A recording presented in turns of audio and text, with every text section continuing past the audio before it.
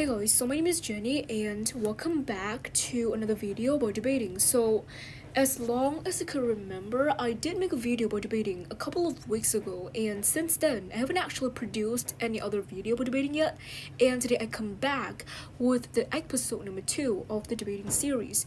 And in today's video specifically, I'm going to be talking about the speaker's roles and strategies to a great debate. Oops, sorry. So a little bit of recap of the previous video. We addressed two main concerns relating to debating. The first one is the definition of debating, and the second one is what does a debate competition generally looks like. So let me just actually talk briefly about it. Now, debating is a formal discussion in which the participants delve deeper into the analysis of a topic. For example, about a controversial and about a disputed topic that not many people agrees or on terms with, and this is often the main motion be put in a debating context. Now, what does a debate look like, or what are the participants exactly?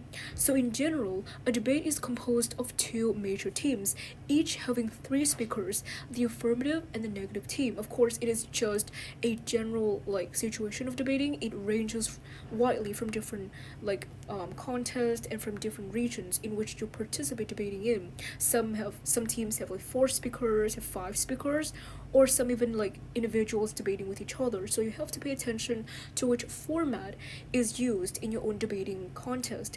So it is just a really general overview of the debating context. And besides the participants or the debaters, we also have the other people who also contribute to the debating contest as well. The first one, which is really important, is the adjudicator, who evaluates and makes the ultimate decision which team actually wins and which team loses, and the moderator, who supervises and makes sure that everyone within the debating context obey the rules. Just basically make sure that they actually not go beyond the time limit or over time. And the audiences, which are kind of optional. Some do not include audiences, but some allow audiences to watch the debating contest. So that is basically what a debate generally looks like. Of course, there are a whole different categories of debating. There is parliamentary debating, there's Oxford styles. Basically, you have to research and do a lot of just experiment with all these debating context in order to see how they're different from each other. Let's move on to what are we gonna look at today. So we're gonna look at two different things. The first one is the speaker's roles, which we're gonna analyze each of the speaker roles and responsibilities and how they contribute to a perfect debate. So the first one is the first speaker, the second speaker, and the third speaker. And we'll also look into the criteria marked in the debate. So I've actually taken this from the World Scholars Cup, which is a global competition for debating. It's not only concerned with the debating, but also with collaborative writing and with a whole lot of other skills. Debating is just one component of this contest. So three things that are marked in debate. First one is the presentation, the content, and the strategy. So in this case, because different debating contests, we have different criteria whether it would depend on in order to see which team wins. But I'm just gonna take one example from the World Scholar Cups. Now, the speaker's roles and how to excel in each of the assigned speakers. Here is the three speakers in a debate team and their respective roles. The first one is obviously the first speaker, who have four main responsibilities. The first one is that they would open up the debate, they would harass the debate, for example, by introducing the motions, and they would also responsible for defining the keywords and introducing the first rebuttals in case you are the first negative speaker from the opposition team. But if you're from the affirmative team, you have to define the keywords in the motion that would help the audiences or would help the adjudicators understand the general meaning and the general picture of what the motion is all about. Now, defining the keywords, the first speaker from the affirmative team would generally be responsible for that. But of course, the opposition team, the first speaker from the opposition team, can also redefine the keywords. But generally, it is really petty to actually do that in case like the definitions of the keywords are wrong, really wrong. In that case, does redefining the keywords important? But generally, redefining keywords isn't that popular of the first negative speaker, and most people just ignore that, would accept the definitions from the first speaker from the affirmative team. And like any other speakers within the team, the first speaker would also have to give out the main points, the main arguments, explain it, and give out data, give out statistics to back up their own arguments. And the another thing which I think is kind of crucial in the first speaker is that they would have to outline the debate and just introduce what each of the speaker within the team will be talking about. For example, what is the speaker want to talk about, or the third speaker would want to talk about. So basically, the first speaker would be to introducing the debate and the team, him or herself. Now, moving on to the second speaker, which I think is the most challenging role in the three speakers, because there's a lot of like harsh responsibilities in the second speaker. Now, the second speaker is responsible for three main parts. The first one is that they will continue to give out rebuttals to counter the arguments made by the opponents, and they would also either follow up the first speaker, or they would generate their own arguments based on their own evaluations independently. And the third one is that they would carry a lot of responsibilities for delivering academic, facts and statistics, and they would generally have to be the one that has a really good memory, because they have to like basically incorporate, put facts from the opposition team, make rebuttals, and then make out their own points. So basically, the second speaker has a really good time management. They have to manage and handle every single things within just 4 minutes generally. Of course, like the time limit will range from different debating styles, but in the World Scholars Cup, each speaker would have 4 minutes to present their own arguments and the team case. And the third speaker is responsible for, basically, the third speaker, as a rule of thumb, they are not going to introduce any new points, but just going to wrap up the debate and also make an end note for their own team. And of course, they're also going to make rebuttals, basically just to summarize every single rebuttals for each of the speaker from the opponent's team, for the first speaker, for the second speaker. So the third speaker is going to be really actually it's gonna be really hard, because they have to make rebuttals for each of the speaker instead of just one opponent.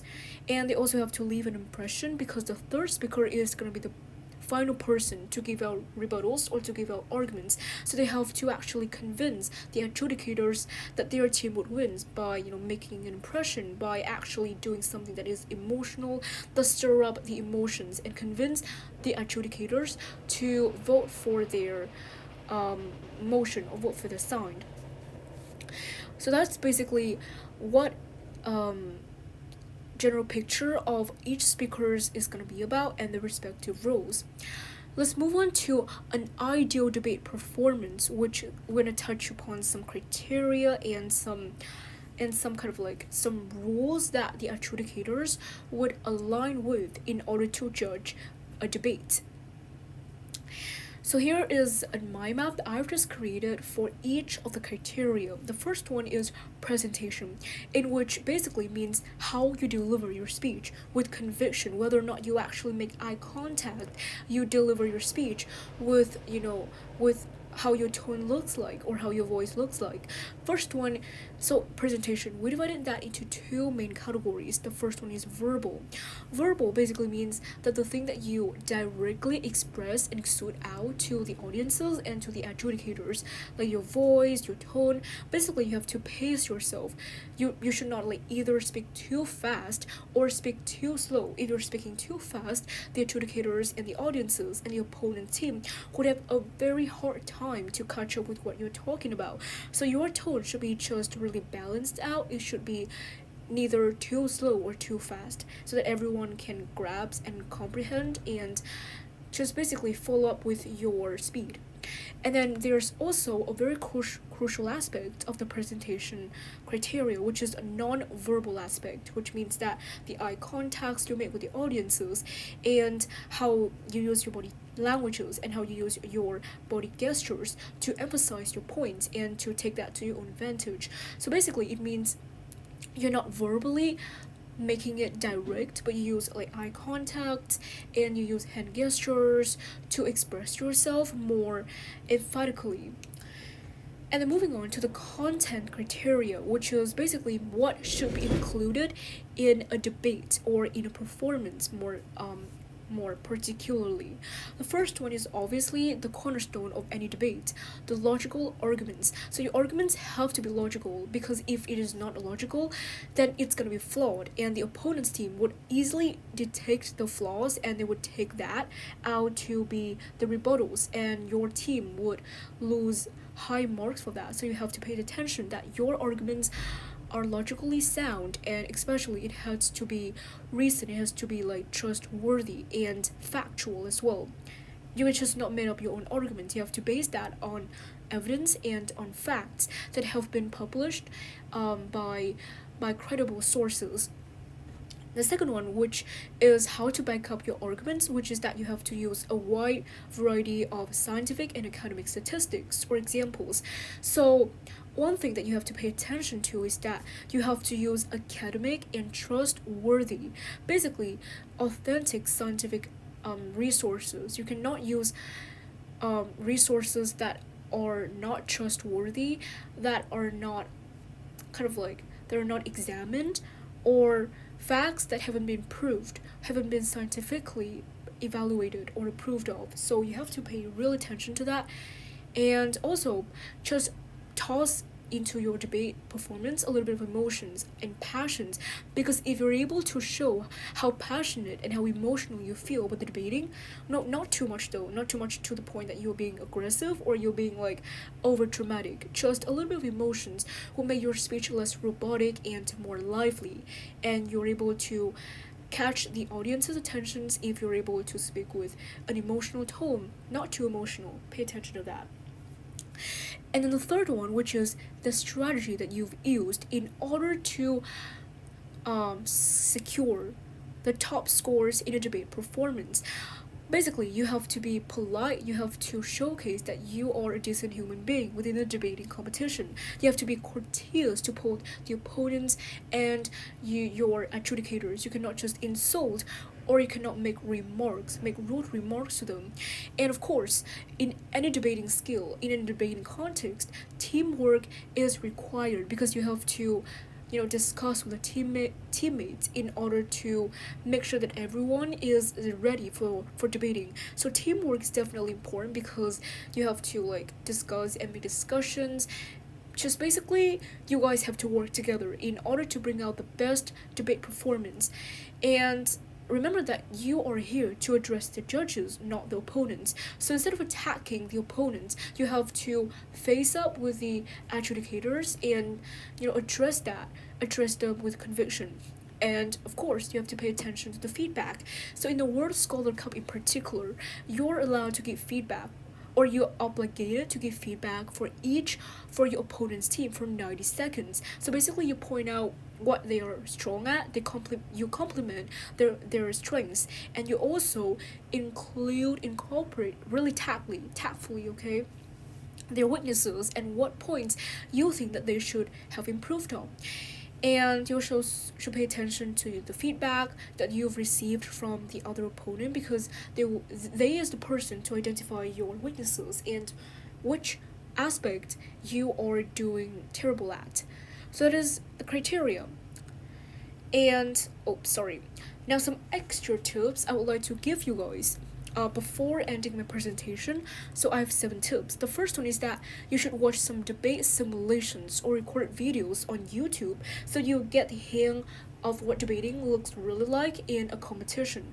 So if you're a beginner, or even if you're an experienced debater, you can always go to YouTube and watch how the other top debaters debate, and what they can learn from them, because watching others people debating is a really great way to actually put yourself in the audience's shoes and see how the debaters and what lessons you can learn, basically how you can adopt the style that they adopt and how you can actually be that confident and be that coherent. Number two is really obvious: practice, practice, and practice.